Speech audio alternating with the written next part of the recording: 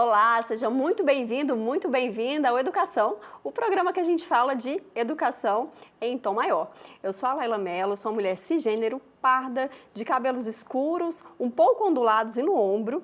Hoje eu estou usando óculos, estou usando uma camisa vinho e uma calça azul. Você está no Educação, essa é a segunda temporada do programa. Nós estamos falando sobre a escola do presente. Você já pensou? Como é que é a escola do presente? Pois é, esse é um desafio que a gente está trazendo aqui para a educação. E o episódio de hoje, nós vamos falar sobre um tema que está no nosso dia a dia, mas que tem muita gente que não sabe o que é. Educação midiática. Você já ouviu falar a respeito disso? Ela tem vários nomes. Educação midiática, alfabetização comunicacional e informacional, tem até leitura crítica de mídia. São vários nomes que a gente pode entender por aí, mas é o que a gente vai falar aqui hoje, você vai acompanhar e a gente vai trazer essa conceituação também para você. Mas, para a gente falar sobre esse assunto, a gente tem duas pessoas aqui no nosso estúdio que são de peso para nos ajudar a entender qual que é esse contexto que a gente tem, esse desafio, e ajudar a gente a pensar soluções para ele. E estou aqui com a professora, que ela é doutora em comunicação, mestre em estudos de mídia e professora da Universidade Federal de Goiás, a Luciane Fassarella Agnès. Falei correto, professora? Olá, professora. Bem-vinda, muito obrigada pela participação. Olá, eu sou Luciane, sou uma mulher cisgênero, branca, tenho cabelos castanhos ondulados até a altura dos ombros, uso óculos, estou com uma blusa azul e calça jeans. E também está aqui com a gente o mestre em ensino de geografia, professora de 17 anos, desde o ensino fundamental aos anos iniciais até o ensino superior, que é também professor da rede pública aqui de Goiás, o professor Tiago Aires Silva. Bem-vindo, professor. Muito obrigada pela participação. Obrigado, eu agradeço o convite. Meu nome é Tiago, sou professor da rede e hoje, fazendo minha autodescrição, sou homem, cisgênero, pardo, tenho os cabelos curtos, hoje estou usando uma camisa de manga longa cinza e calça jeans. Obrigada a vocês aqui. Obrigado. E para a gente começar o nosso bate-papo, a gente sempre gosta de entender qual que é o contexto do conhecimento das pessoas na rua. Então, a gente foi entender, conversar com as pessoas lá na rua para saber se elas sabem o que é educação midiática. Então, vamos conferir.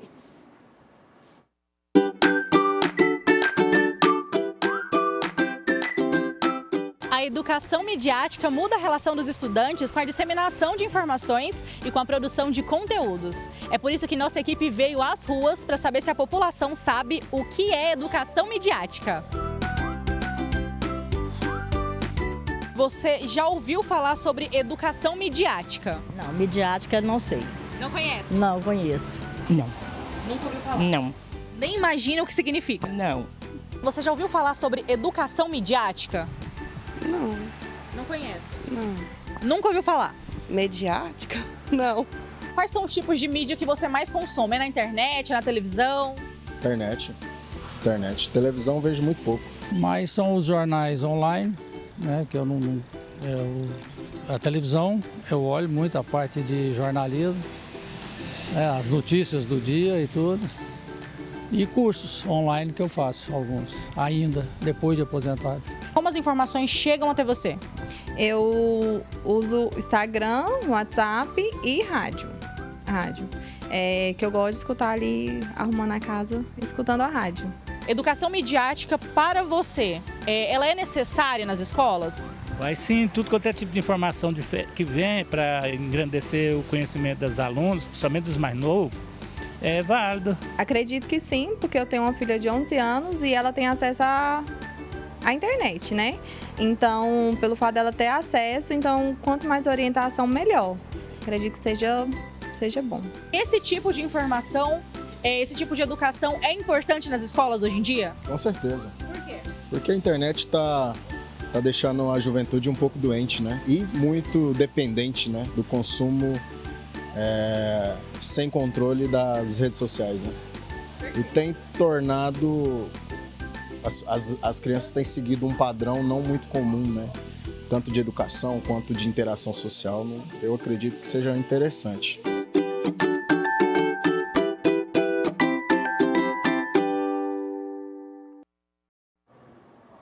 Pois deu pra gente entender um pouco o que as pessoas pensam, né? Então, antes da gente começar o nosso bate-papo, eu queria trazer uma pergunta simples, professora. Professora de mídia. Eu queria entender o que é o conceito de mídia, e a gente fala sobre educação midiática, mas vamos entender primeiro o que é mídia. Vamos lá. Mídia é aquilo que está no meio, é aquilo que faz a mediação entre duas pontas, entre uma fonte transmissora de uma informação e um receptor, uma audiência e etc.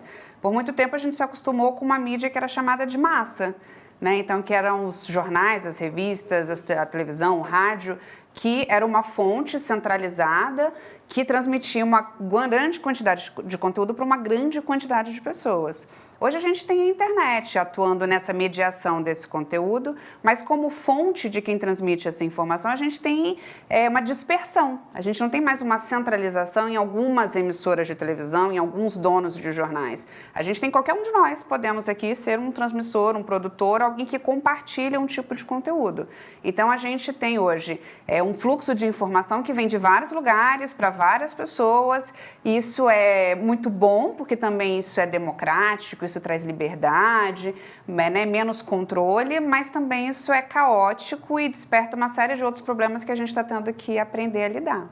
E dentro desse caos a gente tem um conceito aí, uma área, que é a educação midiática, né? Como eu disse para vocês, tem vários nomes, mas aqui a gente está adotando o conceito de educação midiática. A gente vai conversar com o professor Wagner Bezerra, ele é pesquisador da área, doutor em comunicação, e ele vai trazer a conceituação do que é essa educação midiática. Então vamos ver. A educação midiática, ela é uma forma de nós compreendermos os efeitos que as mídias provocam nas nossas vidas. Então, ela é uma forma de nós nos treinarmos para consumir e produzir mídias que nos afetem de forma positiva. A gente conseguir separar os conteúdos positivos daqueles conteúdos negativos, como fake news, por exemplo. Então, a educação midiática promove aprendizados, saberes, competências, capacidades que vão permitir que nós, pessoas comuns, homens, mulheres, crianças, adultos, que nós possamos formar um senso crítico sobre aquilo que a gente acessa. Façam sempre, e também levem para as escolas e também para a sala de aula, é o seguinte: a quem interessa esse conteúdo? É a primeira pergunta. A segunda pergunta é: quem é beneficiado por esse conteúdo? Terceira: quem esse conteúdo prejudica? Quarta pergunta: quais as informações foram omitidas dessa notícia? E a quinta pergunta é: quais as fontes que sustentam as informações que estão apresentadas nessa notícia?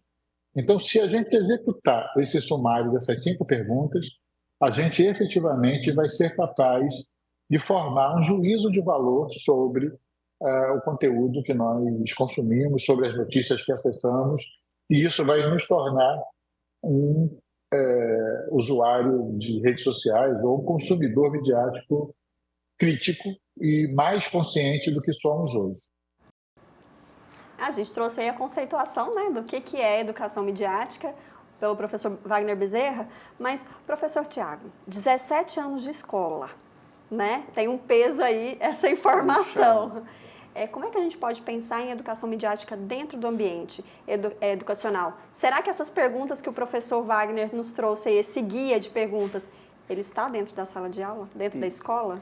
E completamente dentro da sala de aula, da escola, e nunca se fez tão importante quanto hoje, né?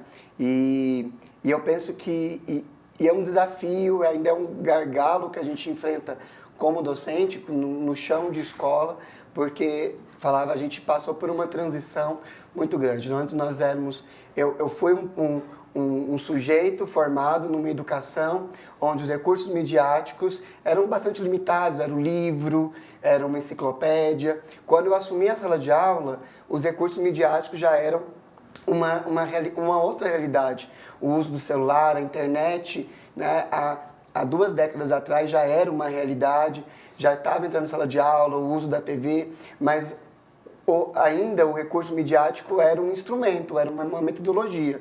Hoje, ela aparece como algo necessário do dia a dia dos nossos sujeitos, faz parte da cidadania, e aí é uma das competências exigidas pela BNCC, trabalhar a cultura digital, porque hoje a gente sabe que ela influencia na vida cívica, na vida, né, social, política, cultural dos sujeitos, né, postos na sociedade. Então, ela nunca se fez tão importante quanto hoje, né?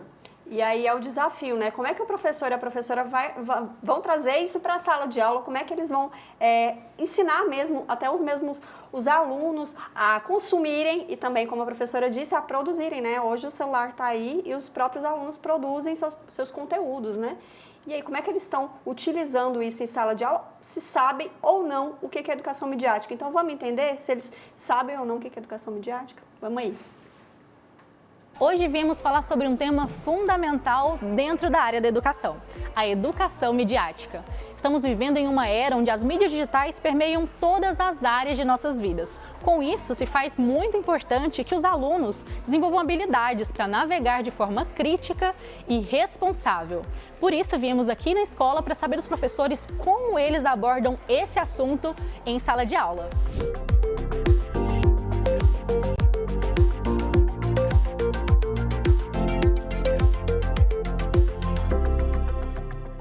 Professor, o que você entende como educação midiática? Olha, sinceramente, eu não tenho muito conhecimento nessa área. Não sei muito o que dizer sobre isso. Realmente, eu preciso me informar. É uma inovação e nos adequar às novas tecnologias, né? Pensa-se que vai aprender imediatamente, mas não é essa a questão. Aos poucos, né, nós vamos nos adaptando, conhecendo, para poder passar para essas crianças. Eu acho, né, que é um bom uso. Professor, o que você entende por educação midiática? Eu acho que é trazer ao debate, a crítica, por exemplo, sobre redes sociais, sobre as informações que são passadas, sobre como elas ditam comportamento, a questão, por exemplo, das notícias falsas.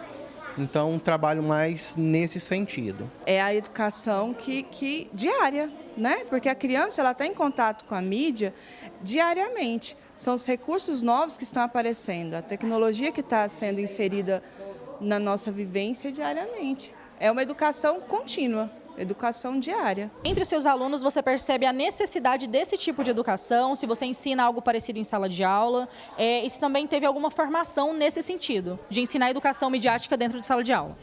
A necessidade existe, né? Não tem como a gente fugir desse espaço, porque cada vez mais as mídias, as tecnologias estão presentes, né?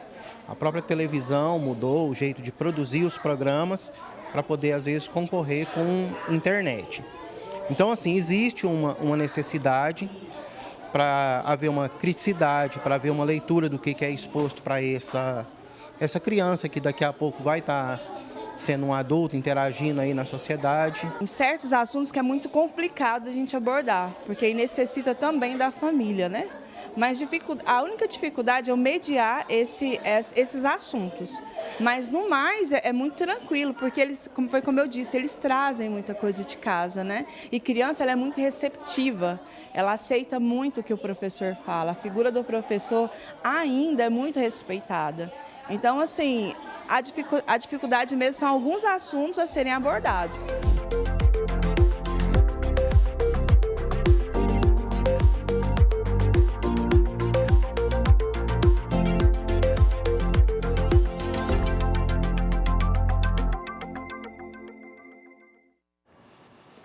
A gente viu aí um panorama da escola, né? De como que os professores entendem o que é educação midiática, e a professora Luciane já trouxe alguns pontos aí, professora. Quais são os seus comentários a respeito dessas respostas dos professores? A gente tem um grande gargalo, falamos há pouco, que é a formação do professor, que ela precisa ser constante. Muitas vezes esse professor, talvez nem ele tenha tido a habilidade na vida dele, porque essa invasão da internet, das redes sociais, também atingiu o professor, também no seu cotidiano, também nas nas suas demandas, e ele ainda está tendo que ensinar sobre isso, algo que talvez nem ele tenha uma habilidade completa de como lidar. E aí, às vezes, a gente fica, por exemplo, o combate à desinformação, que é uma preocupação geral, o professor ali me parece preocupado, por exemplo, com o tema. Né? Tem temas sensíveis, tem temas que talvez sejam mais a família deva abordar, mas eu acho que o papel da educação midiática é ensinar como é que aquele tema foi construído e apresentado. Não é nem tanto o tema em si, sei lá, o tema pode ser qualquer um, pode ser droga, pode ser aborto, pensando em temas polêmicos. Mas você ser, eu gosto, você já falou das várias expressões, mas a alfabetização midiática, porque há um bom tempo atrás a gente já falava da expressão sobre ler a mídia. Então, eu leio a televisão, eu leio o rádio, como eu posso ler a internet. Lê e interpreta? Sim. Porque como eu entendo, as perguntas lá do professor, quando eu entendo como que aquela mensagem é produzida, quem são aquelas fontes, qual é a intenção, por que ela chegou até mim, eu estou conseguindo fazer de fato uma leitura e me tornando um consumidor consciente daquela informação. E aí depois, o que eu acho sobre aquele conteúdo em si, eu vou ter mais condições, eu vou estar mais preparado para responder sobre aquele conteúdo. Mas o negócio é entender como que essas salsichas ali são fabricadas, e esse que é o caminho difícil. São vários caminhos, a gente vai trazer outros problemas, mas também a gente vai trazer outros caminhos possíveis para você, professor e professora que nos acompanha e toda a comunidade escolar. Mas fique ligado que agora a gente volta trazendo esses assuntos para você.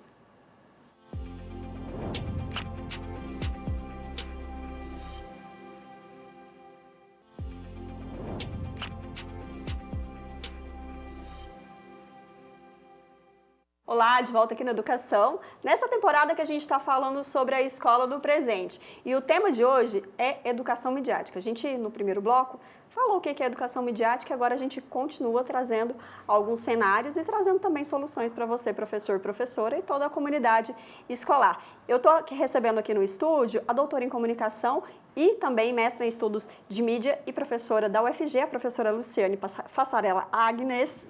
E também o professor da rede pública estadual aqui de Goiás, com 17 anos de experiência, o professor Tiago Aires Silva. Olá, muito bem-vindos de novo aqui. E agora a gente vai continuar um bate-papo que a gente estava tendo no bloco anterior, que a gente já começou a falar sobre a problemática da formação, né, dos professores. E a gente gosta sempre de entender se existe algum local, alguma instituição que pode oferecer uma formação para você, professor e professora. A gente foi conversar com o pessoal do Educamídia. Lá eles têm um programa do Instituto Palavra Aberta, com o apoio da Google, e que a função deles é capacitar professores, né, para entender esse uso de mídias. Então, a gente foi conversar com o assessor do Educamídia, o Bruno Ferreira, que nos explicou como o curso funciona e como você aí de casa pode se inscrever e participar. Nosso curso de educação midiática, que é voltado principalmente para educadoras e educadores da educação básica, ele é organizado basicamente em 4 módulos, né? É um curso de 30 horas, um curso à distância, com aulas ao vivo. Então, cada um desses 4 módulos tem uma aula de 1h30 ao vivo, tem mentoria com facilitadores que ajudam os participantes do curso a compreender melhor esse conteúdo, a realizar as atividades semanais, né? Então, nós temos aula ao vivo, depois dessa aula ao vivo, o participante é encaminhado para uma série de atividades práticas na plataforma Moodle, e ao final do percurso, se o participante desejar, ele pode desenvolver um projeto autoral de aplicação da educação midiática no seu contexto pedagógico. No site do Educamídia, que é www.educamidia.org.br,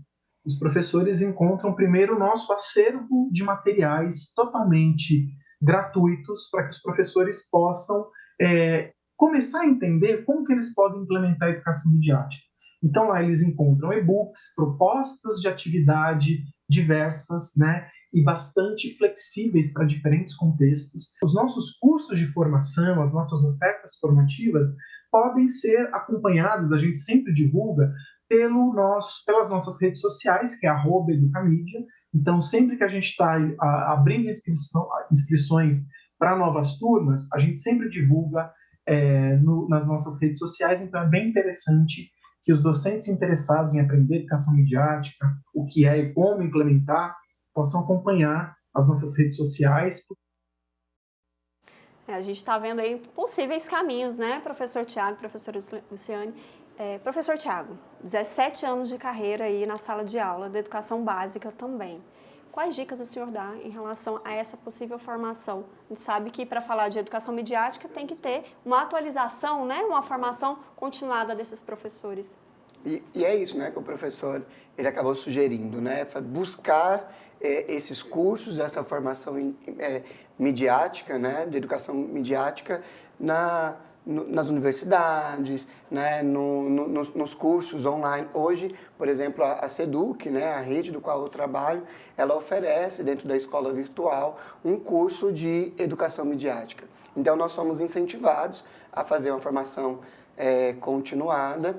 E dentre as opções de curso que nós temos, a educação midiática, que assim como da Educamídia, oferece uma oportunidade, né, para o professor desenvolver um projeto dentro de educação midiática. Então, é buscar, né? Acho que o professor tem que ter também essa iniciativa de buscar informações, de buscar novas fontes, né, para poder desenvolver um trabalho, né, dentro da escola. Então, caminhos existem. Mas agora a gente vai começar a falar de um problema que a gente já começou a levantar aqui no primeiro bloco, que é o problema da desinformação e da fake news. 2 termos aí que começaram a sondar as nossas portas, as nossas telas, né, os jornais, os rádios, enfim, na última década. Mas a gente fez uma pergunta. Se as pessoas gastam muitas horas nos celulares, e aí agora a gente vai focar na mídia digital nesse sentido, e como é que os adolescentes e as crianças estão aí fazendo uso dessa mídia também. Então, vamos entender quais são esses números? Quantas coisas você faria ao longo de 9 horas? Segundo um relatório que analisou os hábitos digitais de brasileiros, esse é o tempo em que grande parte da população passa em frente às telas. Em 2023, quase 182 milhões de brasileiros eram usuários de internet. A maioria das pessoas utiliza a internet para conversas por voz ou vídeo. Em seguida, estão o envio de mensagens, aplicativos de e-mail, plataformas de vídeo e as redes sociais. Quando olhamos os hábitos digitais por faixa etária, a realidade também impressiona. Cerca de 82% das crianças e adolescentes eram usuárias de internet, segundo o levantamento de 2018. Smartphones, tablets, TV, videogames, serviços de streaming, o que não faltam são opções para uma rotina quase que inteiramente conectada. Aí dentro desse cenário a gente puxa a ideia, então, da desinformação e da fake news que está aí presente nas nossas vidas, né? Então a gente trouxe alguns dados aqui para a gente entender qual que é essa realidade que a gente vive hoje. Vamos acompanhar aqui. 7 em cada 10 jovens de até de 15 anos no Brasil não conseguem distinguir fatos de opiniões. Um dado extremamente preocupante. Outro dado, aproximadamente 90% da população brasileira admite ter acreditado em conteúdos falsos em algum momento. E aí a gente tem mais um dado. Ao serem questionados, 62% das pessoas entrevistadas acreditam em sua capacidade de discernir informações falsas e verdadeiras. E entre mais de 2.000 pessoas entrevistadas, 72% relataram se sentir muito preocupadas com a quantidade de notícias falsas em redes sociais. Um problema constante. A gente sabe que esse problema está nas nossas vidas, né? Principalmente, como a gente já disse aqui, na última década. E é importante a gente entender como é que esses alunos estão pensando nessa desinformação que muitas vezes está dentro de casa, né? São os pais, os avós, os cuidadores que estão tendo esse acesso à desinformação, acreditando nesse acesso. Como é que esses alunos estão lidando com isso lá na escola? Vamos ver?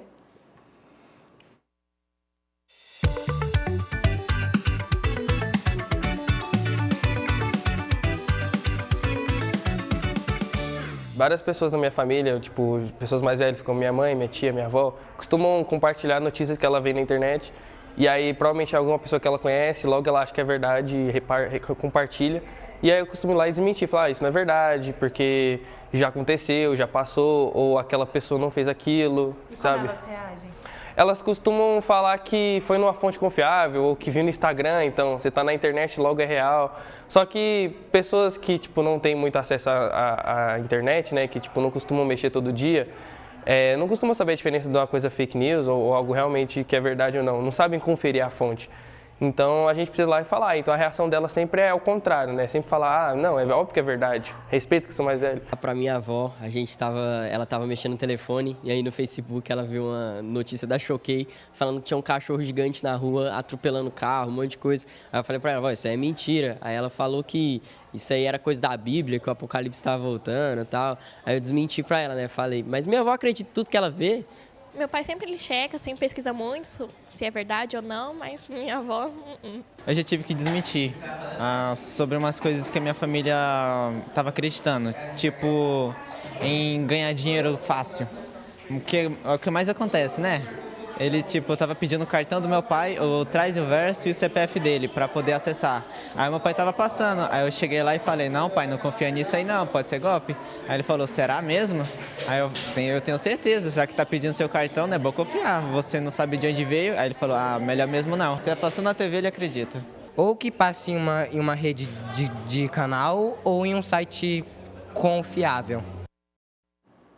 A gente viu aí, né, professores, uma leitura crítica que esses jovens estão tendo, né, em relação à situação dos próprios familiares em relação a essa não leitura da mídia por esses cuidadores. Professora, quando a gente fala em educação midiática, a gente percebe que esses jovens estão tendo algo mais aguçado, mas essa geração de cuidadores, principalmente quando a gente fala de avós, né, que é uma geração mais velha, não teve essa educação, não teve essa alfabetização. O fato destes adolescentes, das crianças, aprenderem isso na escola, pode ajudar em casa? Sem dúvida, né? A gente tem que aproveitar que eles são os nativos digitais, porque eles já nascem imersos e com uma naturalização dessa tecnologia para eles se tornarem também multiplicadores.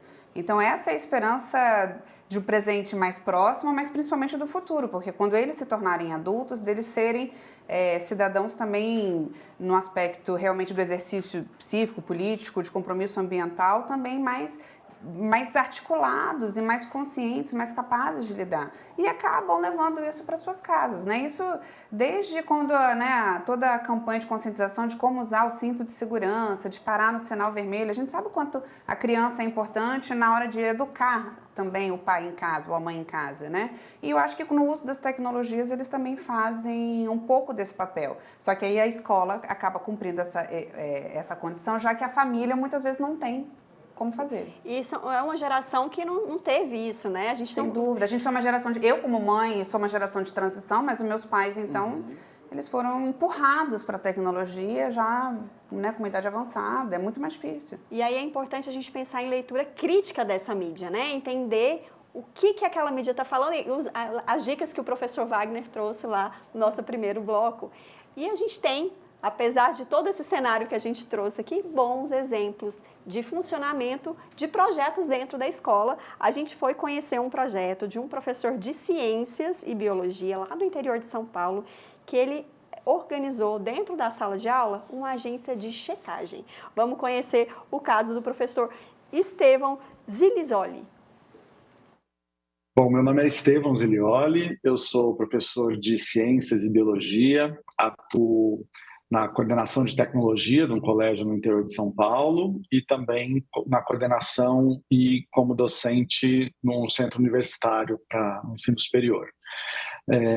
Acho que a minha história, a história que eu vim contar, né, é como dentro de um contexto de aula de ciências, eu acabei criando um projeto sobre, que depois eu vim a saber que era um projeto de educação midiática, eu nem conhecia o termo ainda, mas aqueles estalos que a gente tem na vida, né, de ao invés de responder uma pergunta diretamente, uma dúvida sobre ciências para um aluno, pedir para que ele pesquise. Essa pesquisa, como as perguntas muitas vezes vinham a partir de informações do senso comum, ela acabou ficando muito parecida com a checagem de informações.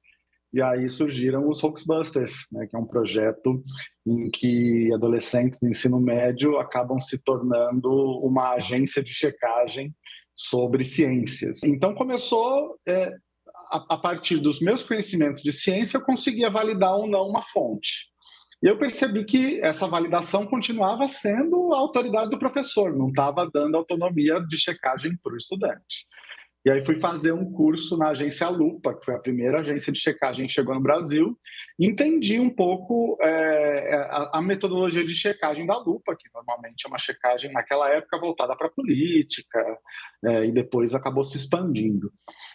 Então, eu percebi que essa metodologia de checagem, que nada mais é que uma busca cuidadosa, né? Não acreditar no primeiro resultado lá do seu buscador, que muitas vezes é patrocinado, que é uma propaganda. Então, o projeto acabou virando um projeto de educação midiática, porque ele trabalha justamente esse cuidado ao estar no mundo virtual e perceber que, junto com os seus resultados de busca, pode vir muita propaganda. Eu vejo a educação midiática como uma temática transversal que pode ser trabalhada em qualquer conteúdo e que pode tornar as aulas e os conteúdos muito mais interessantes, muito mais engajadoras, de uma maneira que você consiga... Sabe aquele conteúdo que o aluno fala, eu nunca mais vou usar isso na vida, né? Se você insere um conteúdo de educação midiática, se você trabalha com uma mídia, com outra mídia, reflete, coloca uma rede social inserida, dá um contexto, né? Você vai ter muito menos alunos falando que isso não tem importância para a minha vida, porque você deu contexto para aquele conteúdo. Pois é, a gente tem aí um exemplo de como que a educação midiática pode funcionar dentro da sala de aula com uma agência de checagem, né? Mas aqui a gente também trouxe um exemplo, o professor Tiago tem um projeto muito interessante dentro da escola do professor, tem um estúdio de videocast e podcast. A gente queria muito entender, professor, que projeto é esse? A gente está vendo imagens aí do estúdio, das crianças gravando. Queria que o senhor explicasse para a gente, professor, o que é esse projeto, como é que ele surgiu e qual que é o propósito, né? Que essas crianças estão aí fazendo um próprio podcast e um videocast. Esse projeto ele surgiu, né, de uma iniciativa da própria secretaria, que criou um espaço dentro dos colégios de tempo integral de protagonismo juvenil. E dentro dessa disciplina, né, de protagonismo juvenil, aí nós começamos a desenvolver um site escolar, justamente porque nós acreditamos que a educação midiática ela passa sobre a produção do conteúdo. Quando eu produzo o conteúdo, eu passo a entender as metodologias, as intencionalidades que esse conteúdo é produzido. E aí nós chegamos numa culminância do projeto onde o site não satisfez os nossos estudantes, que tinham aquele material midiático, mas queriam além, porque eles eram muito audiovisuais. E aí nós começamos o projeto do podcast, né, com incentivo, com busca também do nosso gestor, da gestão da escola. Começamos o processo do podcast, que logo se transformou num videocasting, porque aí nós fomos conquistando equipamentos para a escola e hoje a gente tem uma web rádio, estamos inaugurando uma web rádio. Então hoje os alunos dentro dessa disciplina, né, de protagonismo juvenil, eles são divididos em alguns grupos. Os grupos que produzem conteúdo para as nossas redes, para o nosso site, o grupo do podcast, né, do videocast, que pensa roteiro, pensa as entrevistas, que treina não só a parte, né, de hosting, como anfitriões, mas também toda a parte técnica, toda a parte operacional é feita pelos alunos de áudio, de vídeo, de edição. E aí a gente tem os alunos da web rádio e, por fim, os alunos são os repórteres fotográficos, que fazem todo o registro e memória visual, né, dos eventos da escola. Então, hoje é um projeto que tem crescido dentro da escola, tem dado frutos, né, dentro da escola e trabalhando essas potencialidades e, quiçá, né, as possíveis vocações desses estudantes, né. Professor, quem quiser acompanhar o projeto, onde que pode ir e ver qual que é a produção dessas crianças aí? Hoje no YouTube, né, a gente tem lá o nosso canal, que é o PodEpa. O PodEpa, né, o podcast do Edmundo Pinheiro de Abreu. Por isso, PodEpa. Vai lá acompanhar, né, podem acompanhar lá os nossos alunos produzindo materiais. E sempre que assistirem um vídeo, saibam que lá por trás das câmeras, nós temos 3 alunos, inclusive, do 6º ano, de 11 anos de idade, cidade, que estão controlando 5 câmeras, 3 monitores, que estão colocando o vídeo em transmissão online e fazendo tudo isso, né? Assim, com muito engajamento. Acontece falhas técnicas? Acontece. Mas acontece em todos os lugares, né? É feito por eles e é para eles. E quem sabe, né, o mosquitinho lá do jornalismo, da comunicação, da operação, inclusive, pique eles e quem sabe um dia estejam aqui conosco, né? São exemplos muito interessantes que a gente está acompanhando. No próximo bloco a gente vai trazer mais um exemplo, educação que dá certo, e a gente vai falar, será que existe política pública para pensar educação midiática? Fique ligado, a gente já volta.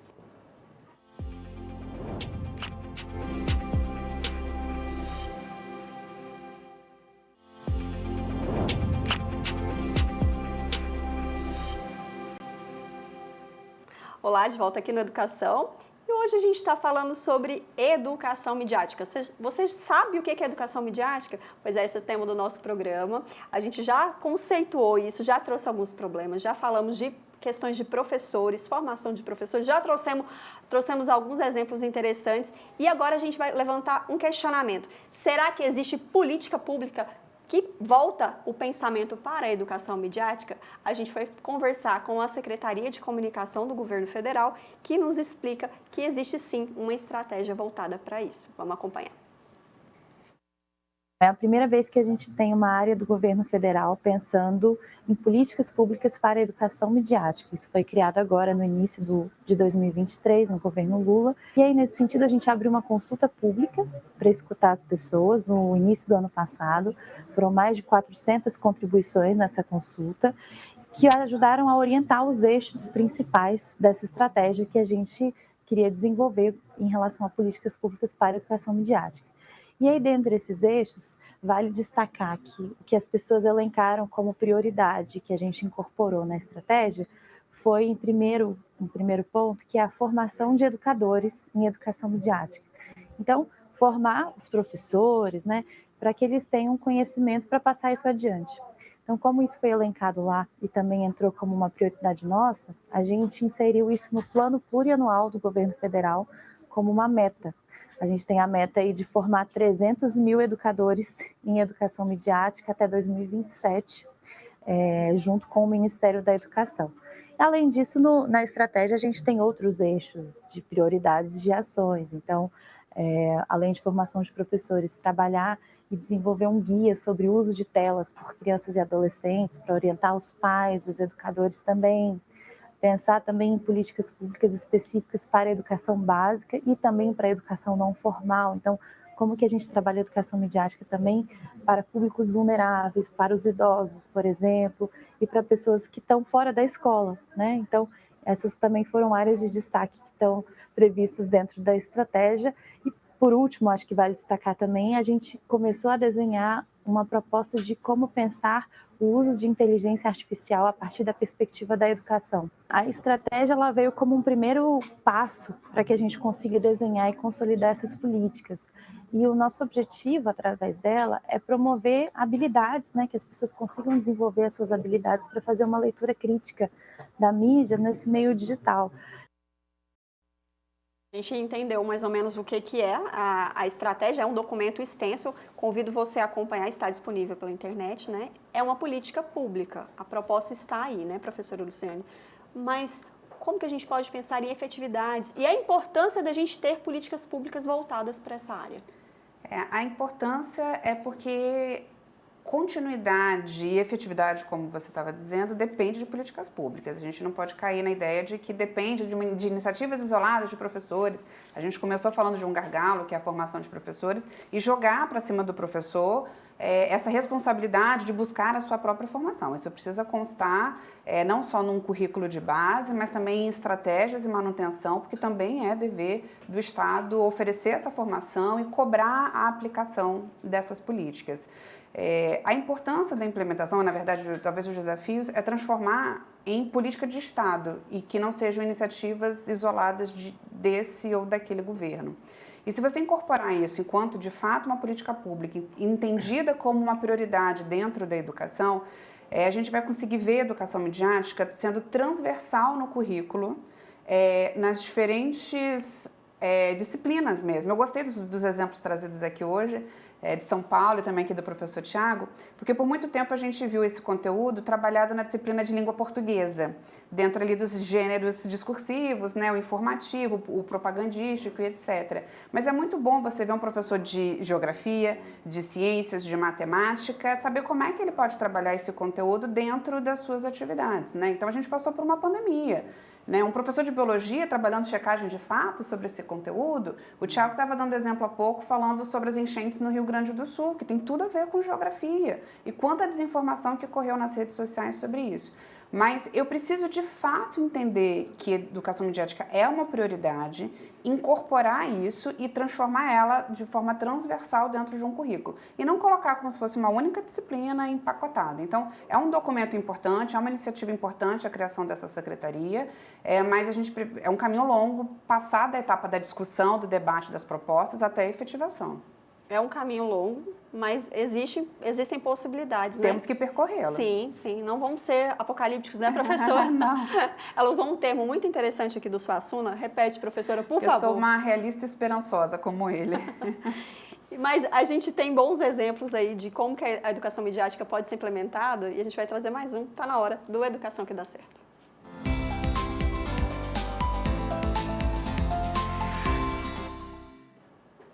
A gente foi aqui conhecer um jornal online que se chama Jornal José Lu.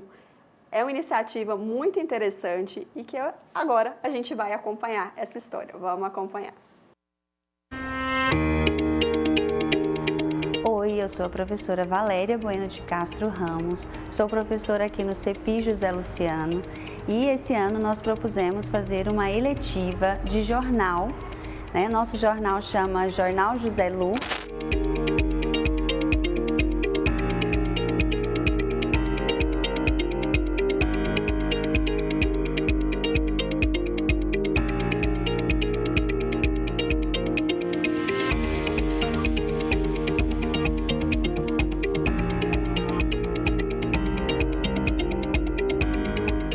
Tem algumas provas externas, que a gente percebe que os alunos têm algumas dificuldades na área de linguagens, de escrita. E a minha filha é estudante de jornalismo, então eu pensei que talvez ela pudesse me ajudar nessa parte da questão do jornalismo em si. E a gente conseguiu montar alguma coisa na escola nesse sentido de ajudar os meninos a escrever um pouco mais, porque quando a gente escreve mais, a gente aprende, melhora essa escrita.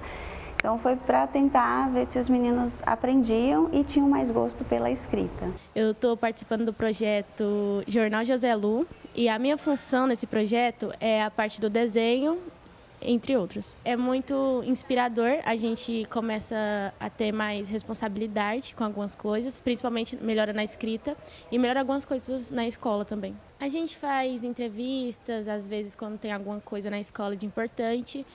Às vezes a gente faz alguns desenhos, faz cartazes, entre outras coisas. O site foram os próprios alunos que fizeram, Nós temos 2 alunos na eletiva que são ótimos nessa parte, Porque tem coisas que o professor não sabe fazer, mas os alunos sabem.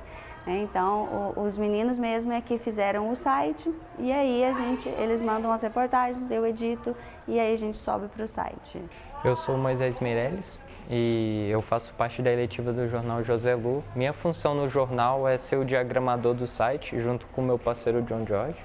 Os meninos que trabalham com a gente, eles buscam as informações, fazem a notícia, manda para a gente e nós publica no site.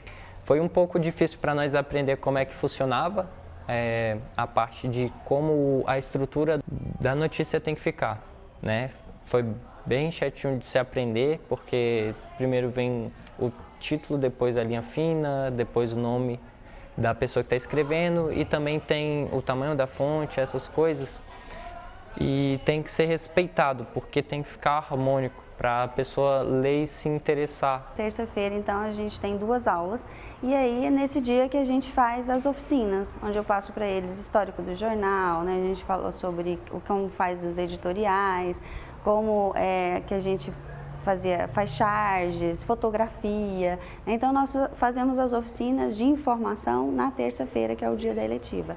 E aí eles têm, durante a semana, né, os eventos da escola, as coisas que estão acontecendo na escola, para que eles cubram, né? Eles façam as reportagens, aí eles fazem as fotografias. No restante da semana a gente faz matérias, a gente grava entrevistas e a gente passa o restante da semana também aprendendo, né? Não só na terça-feira. Eu escrevo mais sobre reportagens do dia a dia mesmo, mais de conhecimentos, curiosidades. Nós vamos fazer um jornal ao vivo.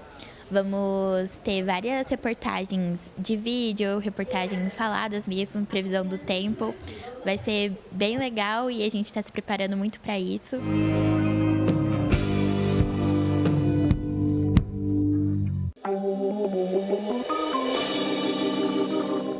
Em abril, os Jogos Estudantis Classe Municipal mobilizou os alunos para a primeira participação do CEP José Luciano. E nossos alunos e também atletas se empenharam muito até chegarem ao quarto lugar. Bom dia, meu nome é Giovana, sou do CEP Deputado José Luciano, da eletiva Jornal José Lu, da Valéria. Hoje eu vou falar sobre o intercolegial que os alunos do José Luciano jogaram. Entrevistamos o time do primeiro ano que foi classificado para as semifinais da Intermunicipal de Goiás e também tivemos uma entrevista exclusiva com a professora da UEG sobre o dia 19 de abril, o Dia do Índio. Para eles entenderem como que a gente consome a mídia, né? Para não ser só aquela coisa de escutei para mim é verdadeiro. Não, a gente tem que analisar se aquilo né? Se aquilo tem uma fonte, se aquilo tem, né, um fundo de verdade. Mudou bastante. Muito no sentido de não cair em fake news, esse tipo de coisa. Porque se você não buscar a fundo aquela informação e acabar pegando notícia errada ou uma notícia fake, você acaba se desinformando. E uma das coisas que a Valéria sempre disse na eletiva que eu vou levar pela vida toda é nunca seguir só um canal de mídia, sempre consumir mais, mesmo consumir a mesma notícia, só que em outros sites. Eu acredito que agora eu consigo saber por onde buscar fontes certas, saber diferenciar a mentira da verdade. Meus olhos abriu mais, porque antes eu via notícia como qualquer outra coisa, mas agora eu presto bem atenção para eu receber aquela notícia e ficar para mim.